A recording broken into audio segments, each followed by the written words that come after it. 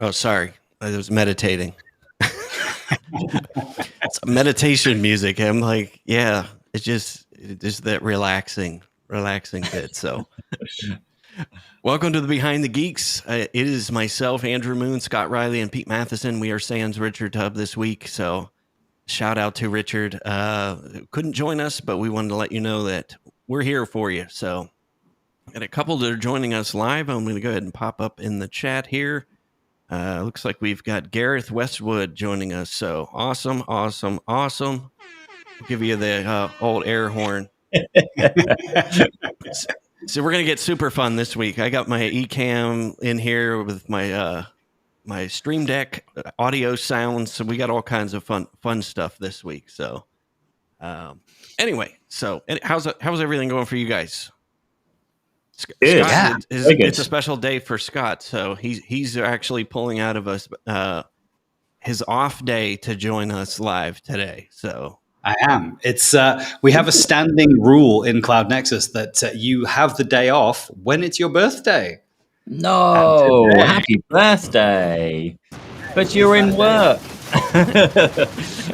Well, I came in just for this. So I've been out to the gym today. I've been chilling out. I've been flying a new drone that we got, and so no, I'm just in for this. I'm just in to see you guys, and then I'm off to go and watch Top Gun. Yeah. Oh, nice. I've heard good things, very good things. Yeah. So my wife's going to take a ride into the danger zone. That's right. My mouth's been writing checks. My body can't cash, so I'm going to go see. That's my favorite clip from the movie because I've used that several places and people will call me on that too. So I date myself. I'm like, yeah, I saw that movie in the theater, the first one. So yeah.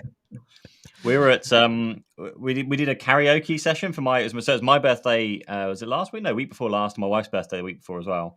And we went to Brighton and did a karaoke room, and that was the first song we sang for the karaoke night. After quite a lot of drink, which I won't repeat the how it went. So I'll pull that clip and we'll play like 3 seconds on the next show before we get kicked off. So I think I think we can get away with 3 seconds. So is that how it works? Something like that. So, but yeah. So Jay. I can see Jay saying, "Happy birthday! Looking great for 60." Jokes on you, Jay. 65. Good moisturizer. Good stuff. But thank you for hanging out with us today. I appreciate that, Scott, gracing us with your presence. I know Pete and I we've got lots of the video stuff going on Tuesdays, and this is kind of our set aside time for now to be able to go live with everybody today. So, all right. So if there's nothing new, let's jump straight into the topic. And those of you who are just joining us, say hi in the chat. We'll put you up on the screen, and I always like to give shout outs to the people who join us live. Even if you're watching the replay, we love you too. Don't make any mistake about that. But yeah, I just wanted to give shout out to those of you who join us live every single week as well. So this week's topic is the challenges of running a Nimble MSP. So yeah, we could go probably wide and deep on a lot of different levels with this one. So who wants to be up and cover, kind of kick us off here? I guess what's the most common issue? I mean, it's certainly open to the audience. So for those listening, yes, Nikki, for sure, comment as well. But if you've got any questions around the how do you do everything as a one-man band or a Nimble MSP, then ask away, please. But yeah, what's like the biggest thing that you? It's time, isn't it? Time's the thing that every one-man band kind of person struggles with as an MSP because you have no time. You've got to do the sales, you've got to do the marketing, you've got to most of the time deliver the service. That's the thing that ties you up with doing everything. So it probably rolls us back to last week's discussion when we were talking about like productivity and time management and time blocking as well, particularly time blocking. Yep. And I like that that 90 minutes thing we mentioned before, because that's the exact thing when I was a one-man band. Sorry, Nimble MSP, keeps calling it the wrong thing. When I was a Nimble person, I did that 90 minutes. So before I officially started work in the morning, I would do that 60 or 90 minutes where I can just get on with whatever's going on with building a new website, working on some lead gen, figuring out some marketing stuff. Most of the time for me, I think it was just trying to get that time was like the only time you could, because the rest of the time you're just absolutely pounded by client requests, obviously trying to go out there and get the business. There's just not enough hours in the day to do everything, and I think that's the biggest risk for small business, nimble businesses. God damn it, remember that, nimble. And Is there is just not enough hours, and it's very, very tempting, and it's easily tempting to just go, the more I work, the better I'm going to do. And I'm still a little bit like that, to be fair, of like, the more hours I put in, the better we're going to be. The more time I put in, the more clients we're going to have, the more staff we're going to get. And so the constant mind is just work, pay out eventually. Whereas if you can really just try and limit, it's very, very difficult to, but just try and limit your working hours to within the 9 to 5, or maybe not 9 to 5, but at least some reasonable working hours of like 8 till 6 or 8 till 7, whatever you're comfortable with, because it is so easy to slip into the, oh, hey, it's 9 p.m. That's right. I can just hop on and fix that thing. I've just seen an email come through. It's convenient if I just hop on and fix that now. It's convenient for your clients, not very convenient for you. And it just drives you into the ground after a while, because you spend all your time just going, oh, I'll do a little bit here, a little bit there. And most of the time when I speak to people that are doing this, not billing for it as well, because it's convenient for me, because it makes it easier for me when I come in tomorrow morning and I don't have to fix that tomorrow morning. Yeah, but that's just, you're doing yourself a disservice at that point. So yeah, time management is like probably the be all and end all of nimble MSPs, because it is such a big part of it, trying to condense your work into working hours. There are some people I work with where they haven't got defined open and closed hours. So their clients are just used to, they just phone whenever, and they send emails whenever, and they'll respond whenever. Like, first off, set an opening and closing hours. Like, my God, you should have that as one of the first things. You register your business name, you open a bank account, you go, what hours am I going to work? 9 till 5:30, like, define those hours. Then all hell can break loose outside of those hours for everything else that's going on. But I think that's probably the main thing for me, is time management, and it's such a big topic. I don't know if you guys have got, I mean, we went into tons of like productivity things last week, but if you've got any around particular like a nimble time management thing at all. I mean, for me, it's offload the jobs. It's you've got to offload them, and it'll come down to the second part of that answer, really, which is, you probably need to hire someone if you are that busy.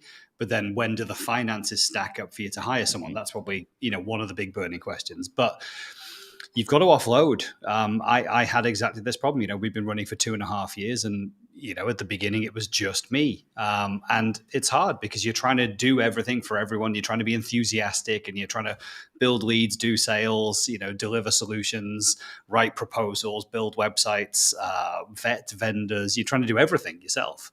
And then, let's be honest, you're not getting paid enough because you've walked out of a really well-paying job because you had this great idea of starting a business, and won't it be magical? You're not getting paid enough. You're working late into the night. You're working weekends. You're not seeing your family. All those dreams that you told yourself when you set out, hey, I'm going to be an entrepreneur, I'm going to start a business. None of that happens straight away because you think that you have to do it all yourself. Like, you're the only person in the business, therefore you have to do everything. And some of the greatest revelations I've had is offloading those things. And then it turns out that those people that I offloaded them to were just better and smarter and faster at doing those things than I was. So like, when I think about, our accountancy and bookkeeping, just offloading the bookkeeping for like £20 an hour. At the beginning, like, £20 an hour. Oh, that's, how many hours a week is that? £125 a week? But then when you look at how much time you then get back, like, what is your hour worth? And what can you do that on the business? If you can get that time back. And again, right at the beginning, invoicing isn't that big a job, so it really isn't that many hours. But it's one of those jobs that you do because you don't have an admin person to do it. You don't have a finance person to do it. And there are many, many jobs that look like that. And what I would do is encourage people to say, hey, let me focus on the stuff that is going to help build the business for the long term, and let me try and offload everything else. And pretty much one of the mantras that I try and stick with here is, let's do what we're good at, and for everything else, we'll have a partner or a service provider or somebody that does that work. That gives you back some of that time. And so your time management, you still have to have good time management. Don't get me wrong. I'm on my day off, but I've sat around playing Lego today and like, oh, isn't it nice? I haven't looked at my phone because I've got the support system in place. I've got a couple of people in place. I've got trusted processes in place. I haven't had to be, oh my God, I can't take a day off. And I know there are people in my situation as the founder of a business who can't take a day off. They're terrified to put the phone down. I sat at an event with PAX 8 in Bristol, and the guy sat next to me was constantly on his phone. And we had a conversation. I said, you'll see my phone's in my bag. I haven't looked at it all day. I might check it at lunch, but that's about it. And it's just that difference of being able to offload those things and have that support network in place. Even if you're a one-man band, there's virtual assistants, there's bookkeeping services, there's things that you can do that, yes, do cost a bit of money, will eat into the margin, but the time that you get back, you will then invest better in the customers, the quality of keeping customers or getting customers, the two main things you need to do: get customers, keep customers. That's where your focus needs to be. Question for you, Scott. So rolling back to like the one-man band days of just being on your own, did you outsource anything at that point? Because I think the one thing that I would do when first starting out is get a bookkeeper for £20 an hour. Get the bookkeeper. You can still do the invoicing if you want to, and still do the chasing. But I think just having someone there whose job it is to make sure that everything's been categorized and the tax treatment and all that, because that can cause a mess like later on. Yeah. It's not worth the hassle. So do that from day one. But is there anything? Did you do that? And is there anything else that you would outsource literally from day one and just suck up the cost, even if you've got no income coming in? Yeah, I mean, we literally did bookkeeping. HR was straight away because I knew we were going to be hiring someone at some. Or rather, I guess it wasn't day one because it was at the point where we were going to hire someone. I'm like, I don't have like legal contracts. I don't have terms of employment. I don't have any of that. And so I could buy some templates, or we could have a HR service, which is like £200 a month. Deals with everything, includes all kinds of insurances. But bookkeeping went out. We had a legal that went out because, again, we just stuff that's way out of my comfort zone. I also outsourced, but it turned out to be a bad move, kind of marketing, website building, and lead generation services in those early days, because, again, it was stuff that I wasn't great at. And what I was looking for was to buy essentially in the services of someone who was better at it than me. But what I found, and I think this is really true of all Nimble MSPs, is that the best person to articulate what it is that you do to potential clients is you. So if we can free up your time so that you can express that on video, on your website, on your social media, on LinkedIn campaigns, you are best placed to get that message across. That's genuinely my belief. So if we can take the other distractions out the way, let's say it's just you and you're a one-man band. You have to do technical delivery and you have to be getting the message out about what it is that you're good at. Those are my two main focuses, and the other stuff I would get rid of. And yes, day one, we had a bookkeeper, even though there wasn't that much money coming in. So she didn't have a lot to do. But now maybe it's £150 a month, for the time that we need on bookkeeping. And she'll check in every Thursday. She does the books. Now, I'll tell you right at the beginning, every day I was still going into zero and going into the bank account and going, does it balance up now? I mean, we're a year or so later now, 2 years later now. I don't look. I don't need to look. That's what the bookkeeper does. I get told off if I go into my Xero because I'm like, click the green button that's already there that says reconcile. Click the green button. And then I get a message saying, what have you done? I just click the button. It looks fine. I get told off too. Yeah. She's like, you put these things through. You don't pay VAT on biscuits. I thought everybody knows that. I'm like, oh, God. Okay. Sorry, cookies, Andrew. But yeah, you don't pay VAT on those. Oh, okay. So this is what I mean. They're better, faster, smarter at it than I am. And it's £20, £25 an hour. Yeah. Also, if there this is going to be a little plug, but I've got a very, very good bookkeeper who has some spare capacity. So if anyone's needing a bookkeeper, I've just set her up with a couple of my MSP clients. I think she's doing bookkeeping for them now, but there's a bit more space there. So I think she's £20 or £25 an hour, but she's very, very good. So yeah, if you need anything, then ping me a link on DM if you're really struggling. Yeah. So I think there's two stems to that conversation. So let's cover that. While we're on the topic of money, I'm going to cover that one kind of first, and then we'll kind of backtrack a little bit on the time management. For me, when I go in and see that too, that was when I got ConnectWise, when it was available. That the cloud version in 2005. Yes, I go back a little ways. That was the very first thing that I did. How do I automate everything inside of there so that I get my money the quickest? So, that I still see, believe it or not, I still see that where people don't have ACH or credit card payments. They don't have automated invoicing coming out of their PSA tool. That is super simple. And to me, you don't really need a bookkeeper. If you're just starting and it's just you don't need a bookkeeper. That is the first thing you do in your PSA tool, in my humble opinion, is you set up your agreements, what the agreements cover, what they don't cover, so that the tool does the work for you. And, for us, that was the very first thing that I did. Went in, set up all of our agreements, set up the customers with those agreements so that come the 18th of the month, I would do the processing of the invoicing out of ConnectWise, and it would automatically pull the money on the 28th. So it would actually generate the invoice, send it to the customer. I had it connected to QuickBooks. And again, there's tons of other solutions. This was 2005. We would pull the ACH or credit cards on the 28th of the month. That way, going into the next month, I had all my money. I knew how I was going to make payroll, how I was going to pay contractors. I knew how the bills were going to get paid, how we would keep the lights on. So the stress level went completely different. You operated in a different mindset.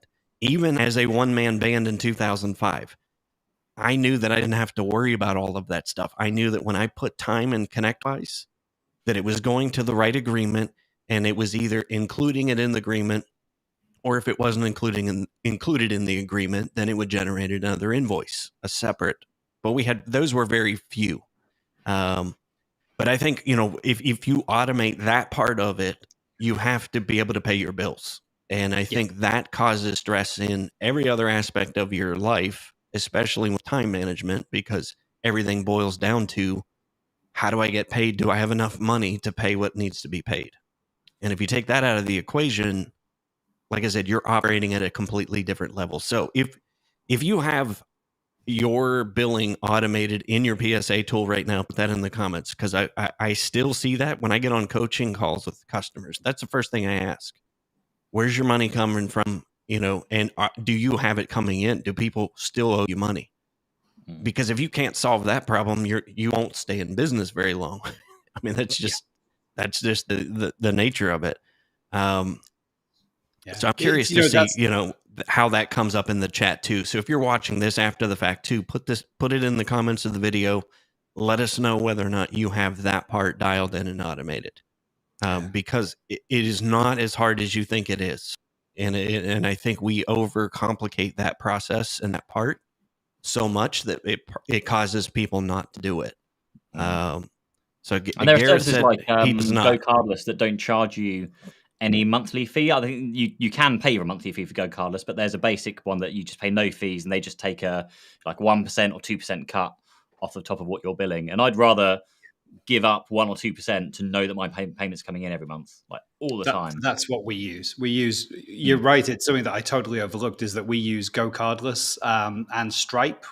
So the billing is all entirely automated. So everything we get through from Pax 8, just for CSP licensing side of things, is automatically reconciled into our PSA, which then is reconciled into Xero, which then goes and asks for, on the first of the month, here's what we're going to be invoicing you for licenses.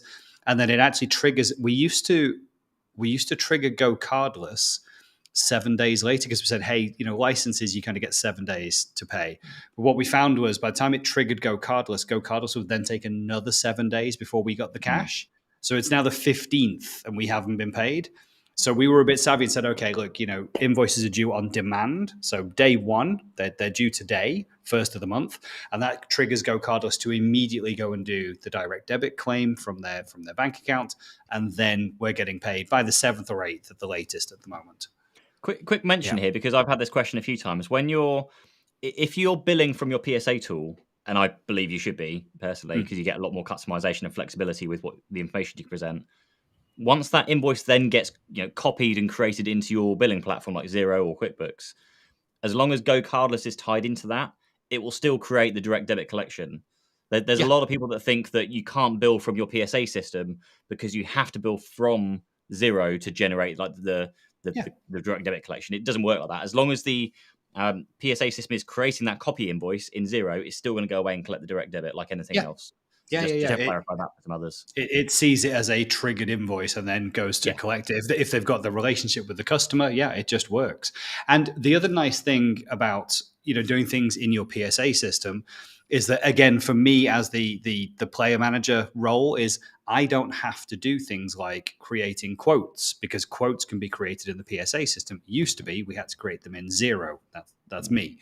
I don't have to trigger invoices when a project's complete, because the guys can say this project is complete and it triggers the invoice. Again, previously that was me in zero saying, well, actually once a week saying to the guys, right, which projects have we done? Where are we up to? When are we billing? Can I bill any of these projects yet? And we still have that weekly check-in call now, but we use it for a different reason, to just check in on the projects and the guys, rather than I was using it as a trigger point for invoicing and me sitting in zero to send those off. And again, if they're set up in Go Cardless, then we can go and claim that money. But if not, then it's, what are we on at the minute? 14-day payment terms. I'm trying to get it down. I'm getting better. We're on 14 days at the moment. Yeah, so we got another +1 for Go Cardless from Robert Givens. Hey, Robert, what's happening? So let's just go through some of the questions. I know Robert is a regular over on our show. So I think, we've touched on something. We automatically think that our PSA tool is the tech, but like that has to be number one. Gareth said, yes, Autotask is complicated. I would take the time to figure that out. That's my personal feeling on that. If you don't have your money dialed in, when the economy hits, when the next pandemic hits, when a recession hits, you're going to be in trouble. I mean, that's just when people stop paying and you're already behind, you're in trouble. So for me, that's got to be the number one thing, is you got to get your money dialed in to take care of the other issues that could pop up. So, and again, there's so many tools now with Halo PSA, like the PSA tools, the accounting tools, all of that is, I mean, just there's so many more options than there was when I got started, for certain. So, let's go through some of the other questions. Let me make sure I didn't miss any here. So again, just on the billing side, I think we've kind of covered that. Look at it. One more comment here. Robert said, onboarding a new client, the first thing they have to do is sign in to Go Cardless. No signature, they don't move forward. Yes, build that into. Exactly, just make it as appear as that is standard operating procedure. We did EchoSign, which is now Adobe Sign. So we did electronic signatures of our contracts. Last page was an ACH credit card form. They could not finish signing up for the contract unless they filled that in. So you just make it part of the process. And I think we're all used to that now. There isn't anybody that doesn't have some form of auto pay on something in their life. So again, you shouldn't be any different. And we feel that it might get weird with the customer. Well, I'd rather have that weird, conversation up front than to have the weird conversation 6 months from now when they owe me 30 grand. Yeah. Yeah. So, and again, I made 2 exceptions in 10 years on that. I had a couple people push back and said they didn't want to do it. So I went against my better judgment and let them off the hook. And it bit me both times to the tune of about 30 grand. So I don't do it. Nobody else. I mean, I had an attorney do that. He was like, he didn't want to and gave me. So I'm like, okay, I'll help you out. A year later, I was sitting on a $10,000 bill and he went out of business. So anyway, get your money dialed in. That solves the other time management problems. So that is the challenge of running Nimble MSP, is getting paid. So that's got to be number one priority. If you're not automating that process, you don't have credit card ACH, make that a priority for the next quarter. Should we tackle some lead? There's been a few lead generation tools. Yes, lead generation on a bootstrap budget. Let's see who had that one. Marco Hernandez. Welcome, Marco. Yes, that is a good one. So, who wants to jump on that one first? I'm going to say one thing, because and this is something I've not done for a very long time, and thank you both of you for helping me, encourage me to do it. So we drew up some lead generation things, like, was it 2 weeks ago, 3 weeks ago? Yeah. I've had, I don't know if it's every single day, but at least every other day I've had multiple people come through those lead gen, like a 10 steps to do this, and there's like an 8 steps webinar. And similar to Andrew, I'm not actually promoting it anywhere. I've not posted the link. I think I mentioned Just it in working. maybe the live stream once. I don't think I know. I think I posted the link once on LinkedIn, but I've not done any Google pay per click or Facebook target, like nothing behind it. And it's still regularly bringing people like through, which is it's just nuts. So yeah, if there's one thing I could say, is just spend what was it, like half an hour, not even that, I think, coming up with a 10 reasons why, or 10 steps to do this, or 3 things that there's one company I was talking to that works with like design agencies. It's one of their like focuses, one of their verticals, and I was just trying to come up with something like, 5 tools that every the top 50 design agencies in the world are using that you might not know about, or just things like that is valuable to the clients that you're kind of working with. So just spend the time doing that, because that's lead generation. Step 1 is get the leads through the door, and that's a perfect way to try and get some leads through the door. So yeah, thank you for that, guys. That's very, very useful for me. And I think that Marco, let me know too, Marco. Those of you who are in the tech tribe, let me know as well, because I just popped the lid on a new resource that you're going to get access to with Growably last week on the 2 Q&A calls that I did. But let me know if you have any type of lead generation. I think we talked, was it 2 weeks ago, or was it last week? No, it's 2 weeks. I did a whole live stream a couple weeks ago as well, is why your lead generation isn't working. One, most folks don't even have any form of sign up process on their website. I have no way of giving you my information to get something back in value. If that's not there, you're never going to collect a lead. And yeah, this does not have to be a 200-page ebook. I'm going to pop that in the chat. I'm going to find that real quick, the 2 calls that I did last week. Well, and whilst Alex you're doing that as well. Sorry, Alex was also saying about the lead generation. So, oh no, that was it. Don't know what to do in my 90 minutes. Do that. just Yes. do that. Yeah. Because you both mentioned the key word there, which was value. It's about giving value. It's not about doing a PDF on your managed IT services or your stack. It's not about doing a video explaining what your price points are and why you charge those and what you get in each bundle, because that's not the interesting bit. And people on LinkedIn or wherever you're pushing those, then they're not looking for that. You might just bump into someone who happens to be in the mood that exact minute to understand some pricing about your IT services. But if if you're in a vertical, if you specialize and you've got some great case study material in a particular vertical, have a look at that vertical. What are their common challenges? And like Pete says, here are 10 great ways to do this. Here's 10 great ways design agencies are tackling this problem.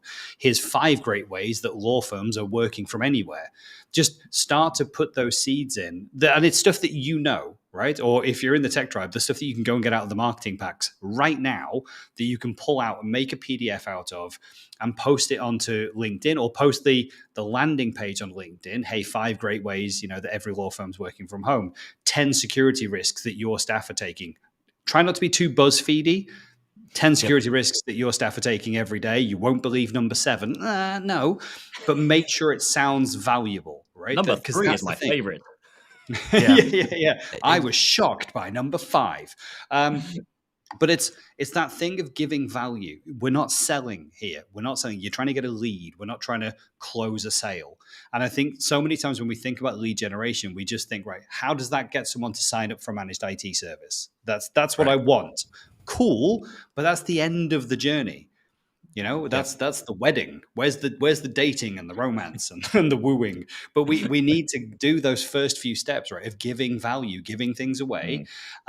And it works so well. Pete, you just said, in 2 weeks, you've now getting leads every single day.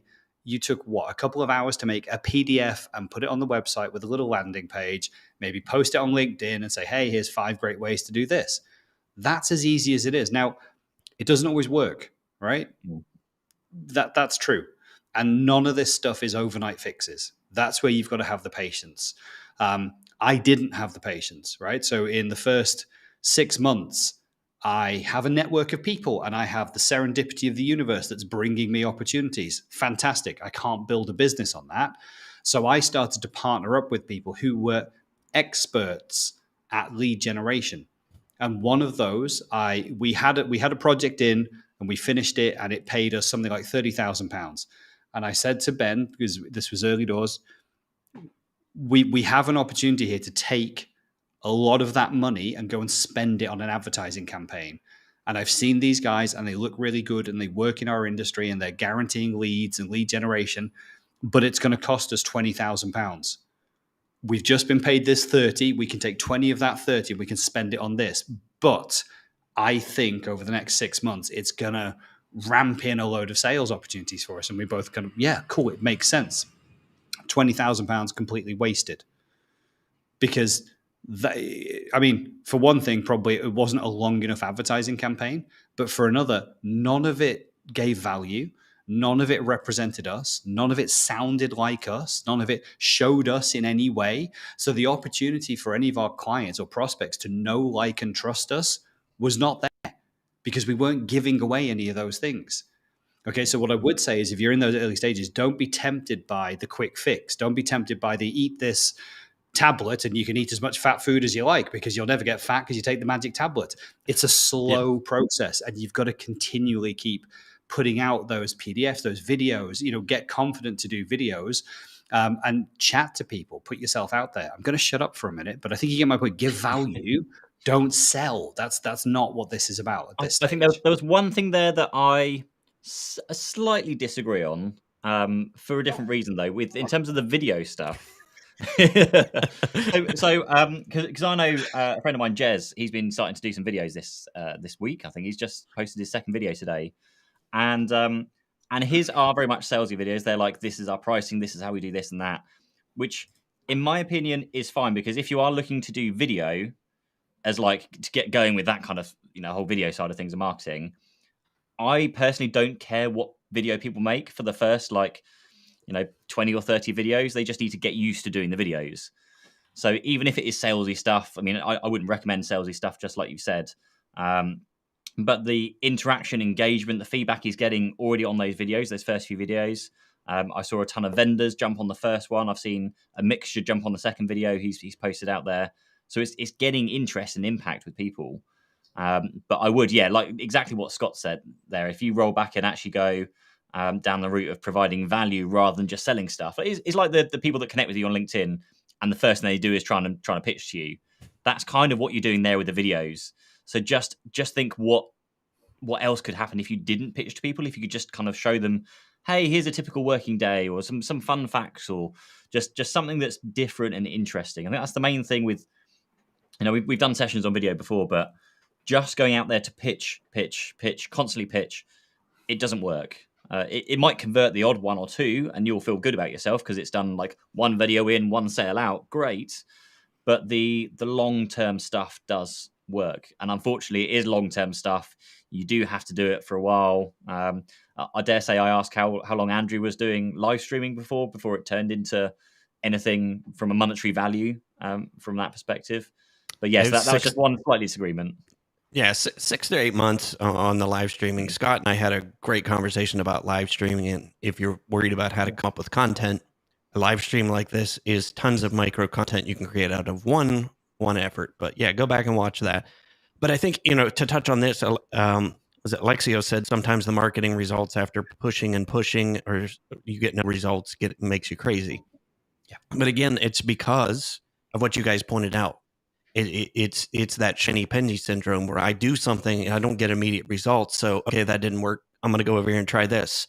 Oh, that didn't work. Let's go try this. Oh, well, this course tells me that if I do this, then I get this result. And you're splitting your time too many ways before you've actually put enough effort into one thing to actually make it work. And I think if you did that, what Scott talked about, something that's easy and simple, that you create a PDF that is of value, and again, you're going to get one of them that we created for the tribe that they're going to get in the next couple of weeks. 7 common mistakes that small businesses make with cybersecurity. Nothing salesy about that. The whole point is to get somebody to grab that just to make sure. I need to double check. Are we doing these 7 things? And then it leads to a different conversation. But that is a way to get somebody to give you their information because I'm giving something of value to them. If you do these 7 things, you will have 90% of your cybersecurity problems solved. Not permanently, but if you're doing these 7 things, double check whether or not you're doing them. If you have an IT company, make sure they're doing these things. And then, that is something of value to protect the client. Very simple, but if all you did was create one of those every month, which as I think, how long did that take you to make up yours? Pete? Yeah, mine was about 30 minutes for the checklist, and then I did a 10 email sequence follow-up, which was just probably 10 minutes per email, roughly speaking, just to draw that up. And I've now got it to a stage where there's 10 steps, and I'm just going to spend another 30 minutes every week adding 2 more steps to that same list. So it's an ongoing kind of email follow-up. Yeah.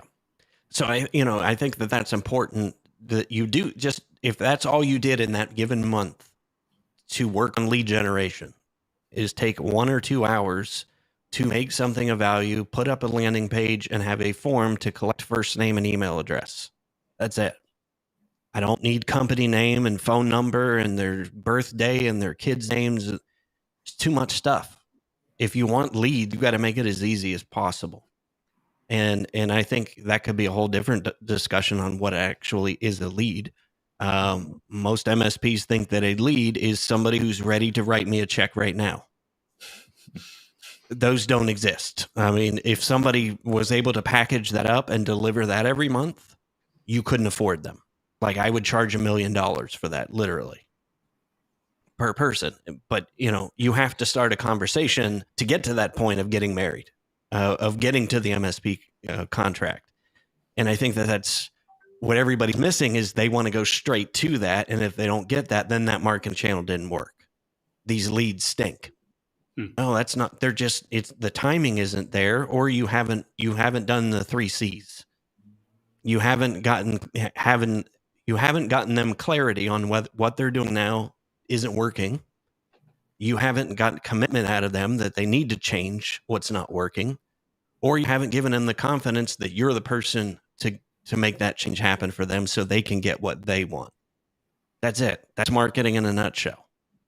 And I overcomplicate. The few comments we've seen of the people saying like the lead gen's not working, and we had Marco saying he did a printed direct mail campaign, ran 3 and 0 results. There's someone else also saying, I think Alex Harvey saying that there was marketing campaigns that don't end up in any results. I think the main thing there is that you're obviously, it sounds horrible, like you're obviously doing something wrong. If something isn't working, you're either doing it wrong, the copy's not strong enough, the value's not strong enough in there, or you're putting it into the wrong audience. Like you've not niched the audience properly. There was a Vic somebody. There's from a marketing perspective, like if you want to do something good for marketing, I always like advocate doing something different to everybody else. Vic Edwards, there's a guy called Vic Edwards. He's in a LinkedIn group that I'm a member of, and he posts some very entertaining things. Yeah, exactly. I think it's is it like VLAN? I think his company name or something on those lines. VLAN IT. Yeah. It's just funny. To me, he stands out from like all the people on LinkedIn because I actually watch his videos because I know I'm going to be entertained and I'm going to laugh. So rather than just putting out the same old kind of drivel that everyone puts out there, here's the reasons why you should sign up with me. Here's my pricing. Here's my packages. Like genuinely, it's funny. So I think in terms of marketing, try doing something a little bit different. Like Vic's been like singing in some of his videos. It's hilarious. Yeah, there's a couple. I think Ross Sprouse is another one. I love the videos. He created a whole new alter ego, kind of what Pete Matheson or Pete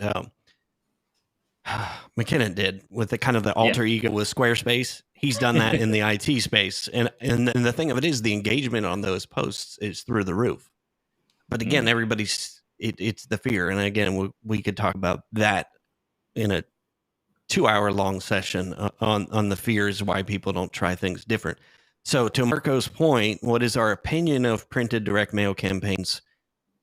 There's so many things that you have to have dialed in with direct mail. And, one of them, it goes back to what Pete said, is the list. Who are you sending it to? Do they even know who you are? for one, and do they care? 9 times out of 10, that's going straight in the trash.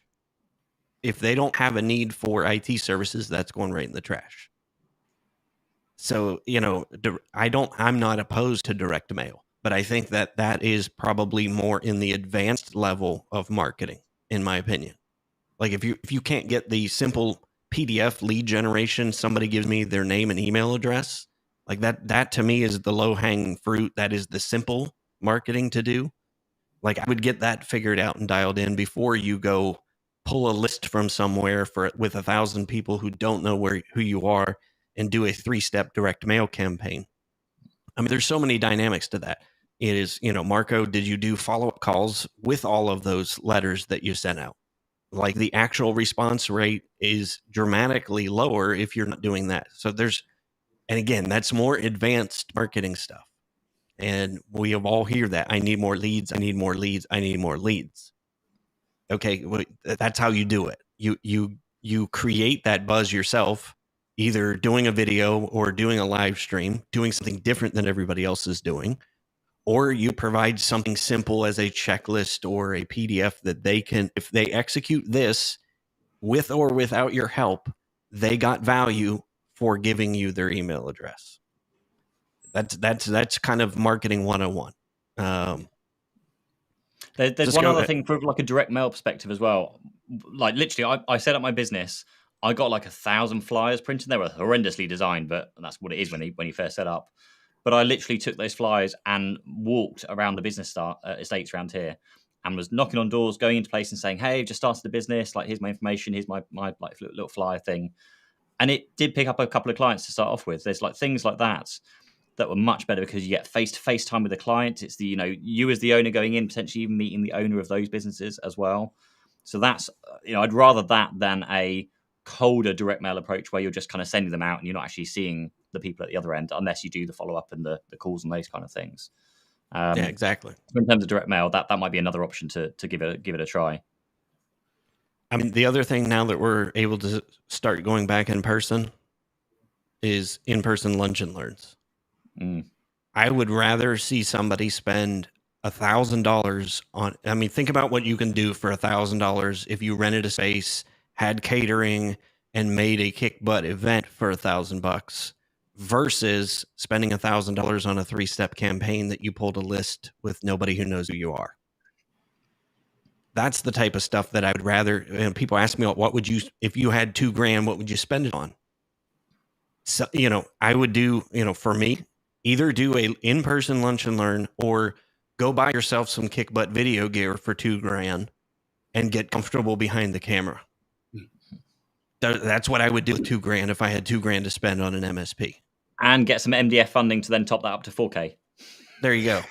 Yeah, get your vendors to help you pay for it. I mean, it's just those things. The one thing I never do is get that MDF funding. Well, that's the one thing that, as like a one-man band, Nimble MSP.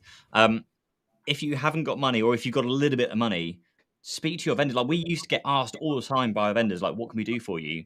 And we'd always just go, "Nothing. Leave us alone. We just want to crack on and do what we're doing. And if we need something, we'll speak to you." Because we just felt like pressurized. They're just getting us to sell stuff. But actually, you go back to them and say, "Oh, hey, we've got this idea. Like, we're thinking of doing this video series. Let's do a podcast. Like, whatever we're doing now." Speak to them, give them the idea, and they can actually fund half of that for you. So there are ways of getting money from your vendors to help you sell their services and help you build your business and grow your businesses as well. So, yeah, and I will tell you this: it is much easier if it is around some type of event. Because when I did in-person lunch and learn, they want to see, what is tangible. I got giveaways from Microsoft. They gave me free office license. There was an office here in Columbus, and I reached out through LinkedIn, the local Microsoft rep, somebody who's more in the publicity small biz space, and he would send me stuff. Sophos was another one. They would send me books, these little cyber books, how to protect yourself. They would send me boxes of them to give away at the events. So yes, to answer that question, Alex had that question. Do vendors do MDF for Nimble MSPs? Yes, but you have to ask. They're not generally going to come find you. And that's where I found it was really easy when I did a lunch and learn, because it is an event. People are coming. They know that you're going to get in front of multiple people on that event. And, when we would tie in and have our clients also do presentations at these. So I've got a whole, thing around lunch and learns. You don't have to run the whole thing yourself. Get your customers involved. We had attorneys were our main bread and butter clients. And guess what? They are more than happy to come in and speak in an event where they could potentially have customers. And they loved it. Our clients loved it. Prospects who were sitting in the audience loved it because they got free legal advice, basically, when they would do these presentations. Then guess what? You got somebody else who can help you foot the bill. They went half with us on, the catering, and it doesn't have to be super fancy. We think the first one we did was just like a sandwich place, a fancier sandwich place that came in, and we did a catered lunch and sweet tea. There you go. I think the total, it was like $300, and the space was already available in the office, in the building where I had our offices. I got access to a free event space on the first floor. So it was great, but you have to think outside the box when you need to do lead generation. And there's so many things as far as direct mail. Even Marco added that in there as well. Yes, Marco said networking groups. Let me go back and find his previous one. There it is. He said, yep, he did the tribal postcard, 2 free hours of IT, but did not follow up.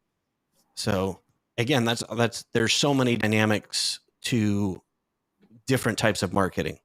But yes, direct mail is probably in the more advanced categories. I think So simple lead generation. Yeah, go ahead. Question for you both. We've been saying, like, if we had $1,000 or $2,000, like, this is what we spend it on. If we had a grand total of £0, what would you spend that on? What would you spend your time on instead when you're that one-man band, you've just started up, you've got no income, or certainly your income, maybe you're breaking even, but you've got no money to spend? What would you do? I mean, I think we've said the same thing, which is, those lead generation campaigns on LinkedIn and on your website. I mean, your website, not so much because people aren't going there yet. You've just started. So you probably don't have a brand. No one knows your website. No one's visiting. That was my attitude towards our website right at the beginning.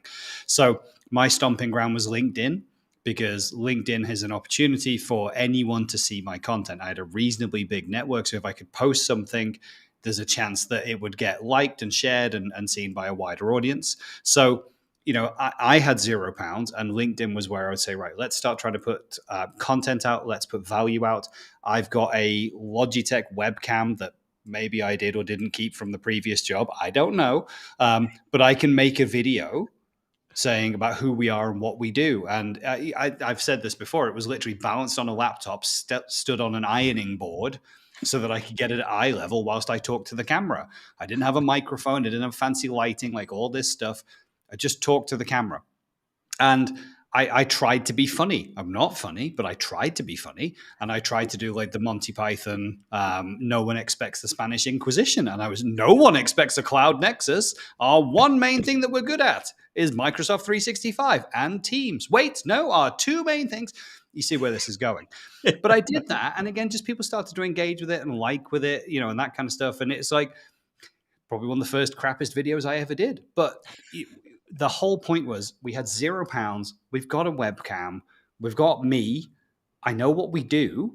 I've got to find a way to express to all these people on LinkedIn who might want to buy something from us, what is it that we do? And I have time. There is no cost for any of those things. LinkedIn's a completely free platform where you don't have to have Sales Navigator or whatever it is. I tried it. It made no difference. You can post content. And and exactly like you guys have been talking about with like Vic and some of the other guys that are on there, once you put content on there and you try to just be a bit different from all the noise out there, do things that the other guys won't do. Because let me tell you, the big MSPs, won't let individual personalities jump onto LinkedIn and express themselves. They don't do a lot of that because those guys are expensive and they're busy and they shouldn't be messing around on LinkedIn. They have salespeople to do that. So you're not getting like the super techie guys who understand the customer challenges and problems posting that stuff and doing those videos. That tends to happen quite rarely. There are some individuals, but they stand out from the pack when they do that. As an agile MSP, you have an opportunity to stand out as much as they do because it's very easy to differentiate in MSP. Most people won't do the things that you could do, right? For example, and I'm looking at a stupid idea that I had a few weeks ago, which said, why don't we do a live event where we're going to show people exactly what we do?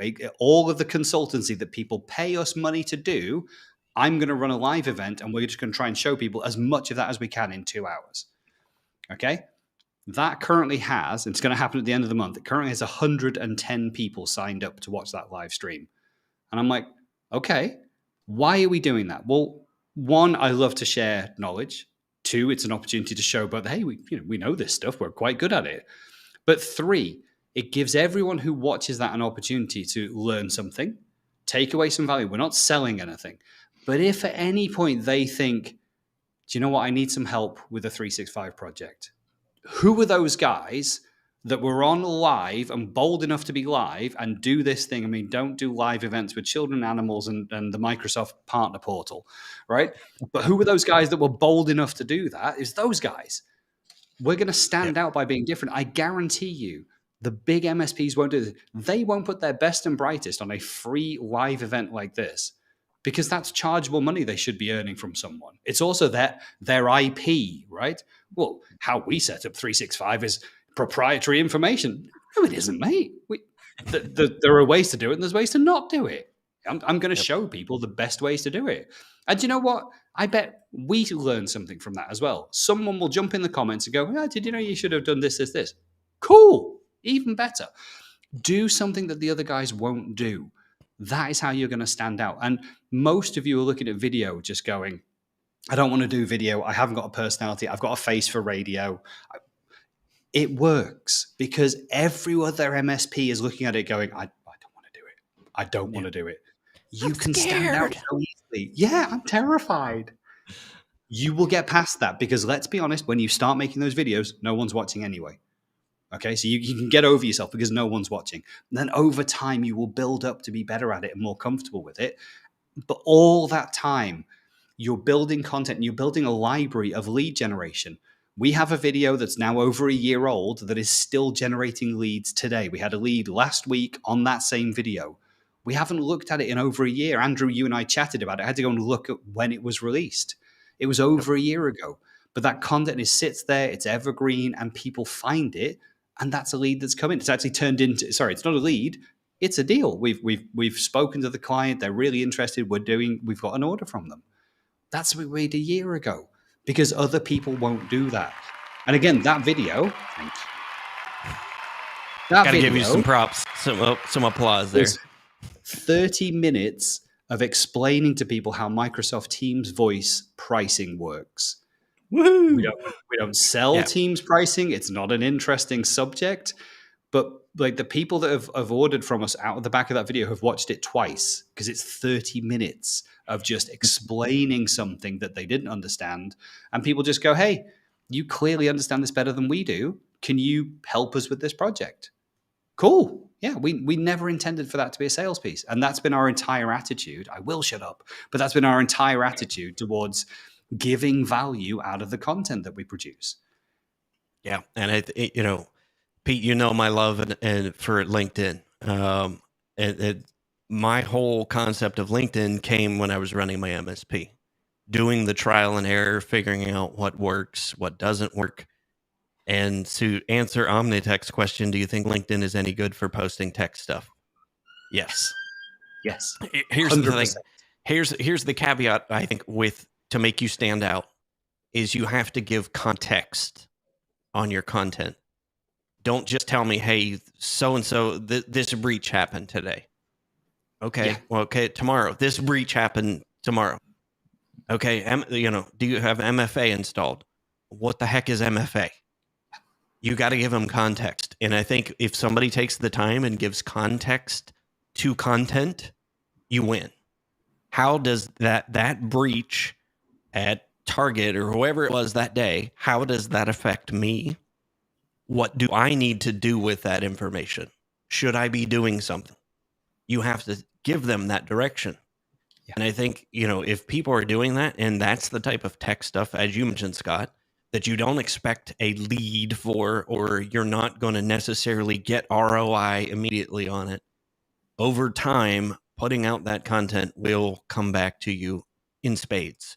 And that's the beauty of LinkedIn. I still get leads for IT from LinkedIn. I sold my business in 2014, almost a decade ago. The people that I met with, people that I interacted with 10 years ago are in a new role, and maybe they're in charge of picking a new IT provider now. I'm the first person that came to their mind because they came to an event or they interacted with me on LinkedIn or just something that I did that was memorable. I was the first person that they reached out to. And that's how you do that over time. So, but yes, if you are a Tech Tribe member, go in and take the LinkedIn Advantage course. I give you every single step in excruciating detail, everything that you should be doing with LinkedIn. So here's that link. I'm going to put that up there to Scott's event, which he already has 110 registrations for. Is it registrations, or is that people that have clicked I'll attend on LinkedIn? It's people that have clicked I'll attend on LinkedIn. So yeah, but we're also doing it on YouTube as well, so it'll stream to both. So hopefully, and now again, I always anticipate like a 50% dropout rate on the day. So it still says to me 111 people said, yeah, they're interested, but I think, maybe half of those will turn up. But if not, the recording will be there, the YouTube version will be there. And like you've said, Andrew, we'll be able then to dine out on that content for a long time as we chop it into other usable chunks. Yes. So if Scott and I did a whole thing on content repurposing on our live streaming episode a few weeks ago. So if you haven't checked that out, go check that out. Omnitech is making a LinkedIn account as we speak. Yes. So yes, that was a great question, Pete. What would I do if I have zero money? Yeah. That's what I would do. Yeah. Get comfortable on video. You got a webcam. You use your phone. Yeah. We've got incredible cameras on these phones. Get on there, get comfortable with video, get on LinkedIn and start making connections. I give you all the scripts on how to make connections and how to find people and how to find your target market, how to look and see if you want to go into a target. All of that is in the LinkedIn Advantage course, which you get for free inside Tech Tribe. Just take the time to go through it. You'll find, I had Diana Giles went through it a couple weeks ago, and I think she was on the second module using the scripts that I gave her, editing her profile. She made 26 new connections in 1 week. So that is 26 people who now know who she is, that she can now start a conversation. Excuse me. She can now start a conversation with at any point because they now know who she is. And that was free. So yeah, I mean, LinkedIn, I could go on all day long about LinkedIn and the power of what LinkedIn offers. I think Marco said that to me. Go find his comment. I think a lot of us in the tech space are introverts as well. It's quite nice on social that if you don't like someone or you don't get on with someone, you can just block them. Whereas if you physically walk into a social environment, you can't ignore people to that extent. Yeah, and that was Marco said, Scott's right, since he switched to LinkedIn creator mode with advice from myself and Paul Green. I think I did a podcast with Paul. His newsletter and profile are getting more views. Yeah. You now have people that actually know who you are. Even if they don't start a conversation, that is the thing with marketing, is getting noticed. You need somebody to know who you are in the first place before any of that marketing is ever going to work. And that kind of goes back into me find that previous comment to, I think it was for Tony Edwards. He said, I read a report on touch points for sales a few years back, and it was 13 touches, but they expected it to be up to 25 by 2025. Yes. So think about that. The first touch point is just Okay, who is Scott Riley? Okay, I'm connected with him on LinkedIn. Great. That's touch point number one. Day later, I see he pasted a great article on Office 365. Oh, he's doing a live stream in a couple weeks. Maybe I'll jump on that. If you're not doing anything, you're not going to have those touch points. And the thing of it is you never know exactly what those 27 touch points might be, because that's the latest number that I've heard. I think Satima Fowler from Iconic IT, I was friends with her back when I had my MSP. She does the data, and she's a very data analytics person like Nigel and myself. And that's what she said in her market, 27 touches before somebody actually gets into a conversation to become a client. But if you're not in the game long enough, you're not going to be there. Yeah, it makes sense if you think about, like, we hope that we put out a piece of content that's valuable to someone at the exact moment that they're thinking of making a buying decision, and it just isn't realistic. But if you put out a great piece of content, and then 6 months later they are thinking about making a buying decision, they've already forgotten you in the noise because you weren't there consistently over that time. But if you're consistently in LinkedIn, if you're consistently on the feed, if you're consistently posting things of value, it reaffirms and reminds them, and you stay top of mind throughout the whole process. When they do come to a buying decision, they're like, oh yeah, and it all starts to string together. These are the guys who consistently put out material around 365. We have a 365 project to do. Now you're there at the right time. Yeah. And I think, that's where a lot of people don't realize that too, is I was trying to find the report that I read. Less than 1% of the people in your market are searching for your product and service right now. Less than 1%. The likelihood that you're going to find that 1%, the less than 1% with your marketing is pretty slim, even if you're doing a lot of marketing. So think about that. Don't get discouraged by the numbers, especially in the beginning. If you're not doing any marketing, you're not on LinkedIn, and you just signed up for an account, don't be deflated by the numbers. Trust the process and create that system where that happens every single month. And I think if you do that, if I do a little bit of LinkedIn every single day, and it could be as little as 10 to 15 minutes, and I do one PDF lead magnet of value for somebody per month, what do you have at the end of 6 months? What do you have at the end of 12 months?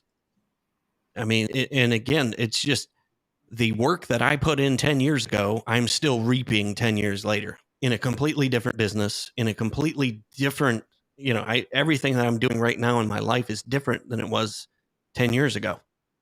But I'm still benefiting from those connections that I made 10 years ago. It looks like you got some new attendees to your live stream coming up too. I've just refreshed and the numbers are going up. That's good. And that's Scott and I talked about live streams, and the interesting dynamic with live streams versus webinars. People don't have to necessarily fill out a form to join live. And I think that lowers the barrier to your content coming across to more people. And because they know what happens, and how many times do you register for an event with a fake email? I do it all the time. I was like, I know what's coming next. I know why you're asking me to register on the Zoom page with my first name, last name, email address, company, all that. It's the same go for your lead magnets. If we're asking for too much information, we're probably not going to get it. People are going to pass. But you catch it on a live stream where I don't have to register for anything, and I can sit here. We're now at an hour and 4 minutes, and I can get educated on a topic that I'm concerned with. When that time comes that I need that, those are the people I'm going to reach out to. And that is the hardest thing to do in marketing. And it's even harder to put metrics around that. Exactly that. Let's see here. Nikki had to drop off, but she had one last comment here. She said, LinkedIn is a daily investment. I get 95% of all my business from my network there. My content is both technical and non-technical. Wow. I'm going to give her a cowbell too. Yeah, I could go on for days. I mean, that is where really almost between LinkedIn and being able to use my LinkedIn contacts to actually book my in-person events when I had an MSP. That was it. That was game changer. That was leaps and bounds better than anything I had done the previous 8 years of running my MSP. And I tried everything. I did what everybody else is doing. I tried this, tried that, tried this, tried that. Oh, this guru says to do this today. Oh, this guru says to send this direct mail campaign with 3 steps, which is still being sold to this day with marketing copy from 10 years ago. But anyway, so Nikki heard the cowbell, so I'll give it to you one more time, Nikki. So she said that actually made her day. So I'm going to have to do the Christopher Walken, I need more cowbell. I'm going to have to snag that from Saturday Night Live. I got a fever, and the only thing that will cure it is more cowbell. All right. So, yeah, Omnitech said yes. Yeah, not too much information. Yeah, just Social Security, bank account. But yeah. So you want to suppress lead generation? That's how you do it. Ask for tons of information. So you want to increase lead suppression? Just first name and email address. Okay, I'm going to get it. How many forms do you guys fill out for content or webinars when that's all it is just first name, email address? I don't even think about it. Great. I'm Bob Felch, and here's my burner email. But the thing of it is, if that is consistent in their content that they're going to sell me something, I will do that. But for the people that consistently educate me and provide value, I have no problem whatsoever giving my information to have a further conversation. And I do every single day. I was just on 2 live streams over the weekend, about products that I'm interested in. And I mean, there was some, like the new Rodecaster. I mean, there was some people just dropping all kinds of stuff on that. And that's who I want to, you know what I mean? That's what people gravitate to. That he wasn't trying to sell me something. He was trying to educate me on something that I'm already interested in. Mm-hmm. So if you do that with managed services, it's game. If you provide that context to your content, show them what does it mean for them, you win. You win every single time. So let's see here. Let's see. Omnitech says, sorry for asking, is that H2R graphics you're using for the quick comment display? We're actually using Restream Studio. So if you're wondering how we're getting those graphics to pop up, Restream is super easy and simple. Pete and I use Ecamm, so I got to give a shout out to Ecamm. We're going to be switching this broadcast over to Ecamm shortly. So what? Just because we can have so much more fun. You don't have to. It doesn't change for you, Scott. You click a link, you join just like you are now. Yeah, you can join from Windows, your phone, doesn't matter. Andrew, have you come across Luma Fusion yet? Luma Fusion, I've heard of it, but I've not messed around with it. I'll have to look. Have a look at that because I've started playing with that to my live videos where you can trigger lights in the background, so you can tap a key and it'll play like a light sequence. So there's some add a bit of extra, just like chef's kiss to your production. Oh yeah. Okay, so it's just an app. Is it a broadcast software? No, it's an app that you basically tie into all your lights and fixtures and all sorts of things. And I think you do sound in there as well, but it might be well up your street. Can you get a like a light to appear on your teeth when you kind of like?